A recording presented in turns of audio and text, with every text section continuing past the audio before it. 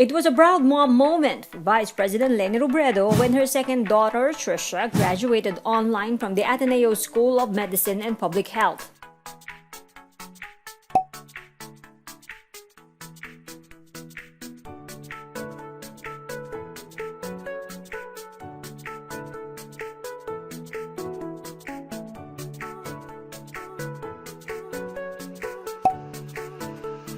There's an interesting story behind this photo, which Tricia shared on social media. The online event was less than 30 minutes, but the Robredo girls made it a production number. They decided to wear Ateneo's blue and white colors.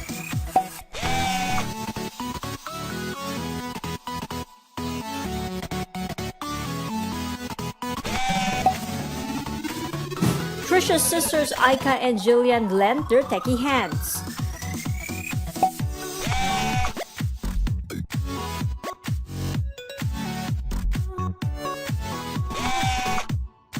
The Vice President, on the other hand, could not help but take videos.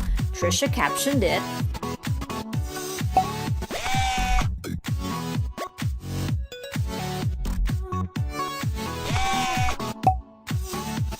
The VP was seen hovering beside Tricia. It was evident on Zoom.